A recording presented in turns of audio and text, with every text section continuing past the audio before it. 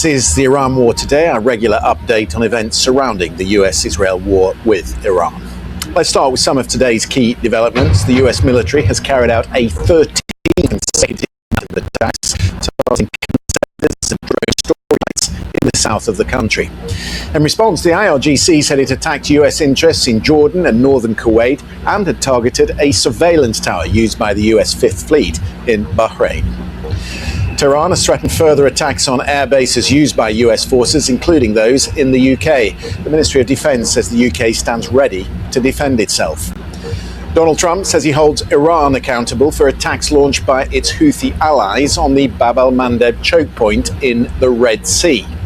Brent crude has now gone back above $100 a barrel, its highest level in 8 weeks, as fears grow that the crisis is spreading beyond the Strait of Hormuz and into the Red Sea. And the Israeli Prime Minister Benjamin Netanyahu has been invited to the White House on Tuesday, with reports that Donald Trump is mulling a return to major combat operations in Iran.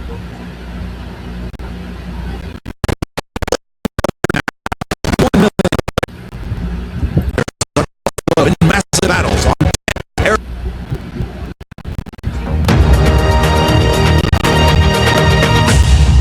So tensions in the Middle East are intensifying, with fresh US and Iranian strikes raising fears of a wider escalation. The US military says it has carried out a 13th consecutive night of attacks. The airstrikes on Iran overnight lasted more than 2 hours, targeting command centers and drone storage facilities. Explosions were reported in multiple locations, including at the Revolutionary Guard headquarters in the north. The Iranian media say at least 4 people were killed. Tehran has retaliated by continuing to strike US assets across the region, targeting Kuwait, Bahrain and Jordan with missiles. State media claim they hit an Amazon data center in Bahrain, though neither the tech giant nor Bahrain's government have confirmed that report. The exchange has come as President Trump signals that he is ready to go further still. On Thursday, he told the news website Axios he is weighing a major new strike on Iran. "I'm considering a massive attack," he said, "but bigger than ever before.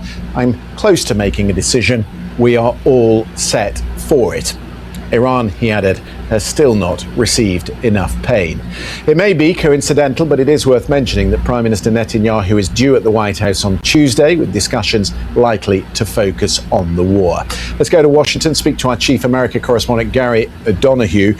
The threats for another massive attack, do you think that is in the planning, Gary, or is it some of the same pressure tactics we've seen before?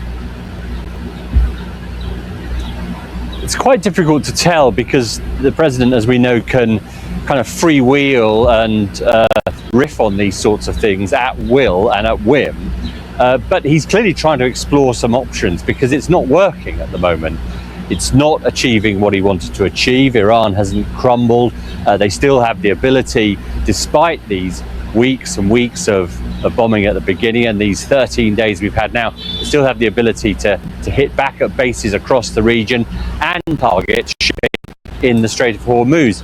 So he's exploring new options, clearly, and this threat of a return to all-out war is one of them, although experience would tell us that that's not something that Tehran necessarily responds to, that kind of threat. It doesn't seem to register, and that's why I think you're starting to hear suggestions that perhaps the US is exploring some other avenues with its European allies, and potentially a meeting in London next week, very much, we think, at the discussion stage at this point, potentially pretty high level meeting as well, on what can be done about securing the strait. And we know that in the past, for example, France and the UK, maritime nations, do have these capabilities for mine clearance and sort of autonomous mine clearance devices.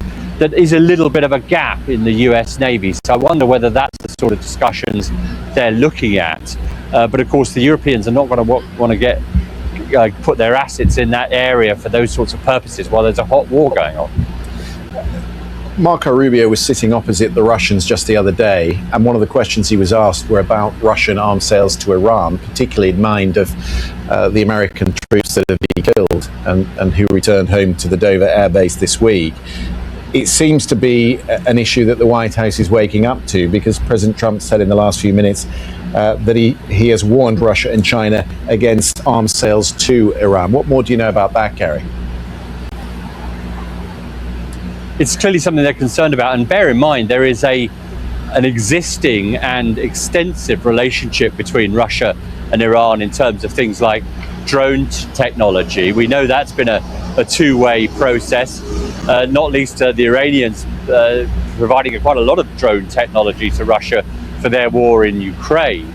So this is something that's clearly concerning the US. Where are they getting these supplies from at a point when much of this stuff is meant to have been destroyed by the overwhelming force of the US Air Force and its Navy too? So there's clearly some concern here in Washington that there is a back door that is allowing this stuff in, and that's why I think you're hearing today, in the last couple of minutes, that is, from the president, warning against that and this cooling of relations with Moscow more generally.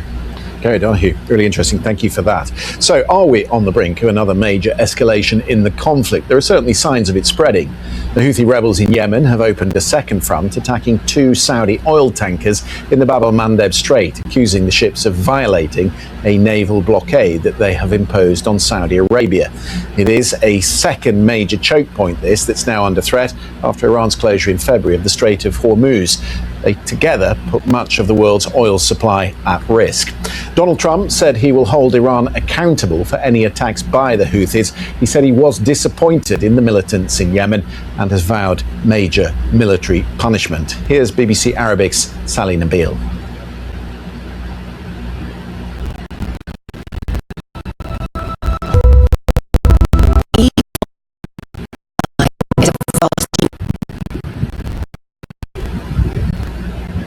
The Houthi militants in Yemen have been threatening to disrupt navigation in the Red Sea.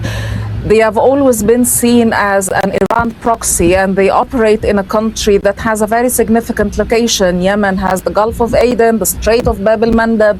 Both of them are the southern entrance to the Red Sea. And this will be very bad news for global energy supply lines, because we already have the Strait of Hormuz effectively closed by Iran. And if the Houthis are to act upon their threats and bring navigation in the Red Sea to a halt, that will be a major blow to maritime trade, because big bulk of the world's production of oil and gas passes through these 2 major shipping lanes, the Red Sea and the Strait of Hormuz. The Houthis have recently announced targeting 2 Saudi oil tankers, and the Saudi official news agency confirmed that 1 tanker has already caught fire. No casualties or injuries have been reported, and this comes just a few days after the Houthis announced that they are forcing a naval blockade upon Saudi ports. No ships bound for Saudi Arabia will be allowed to reach the Saudi ports via the Red Sea. Sally Nabil. Oil prices have retreated slightly today after hitting a high of $102 a barrel on Thursday. That's the first time the price has broken $100 a barrel since May. This morning, a barrel of Brent crude was trading at around $97. Our business correspondent Mark Ashdown has been looking at that. A month ago, benchmark Brent crude was trading at $70 a barrel, back to pre-war levels. But last night, it almost breached $102 a barrel before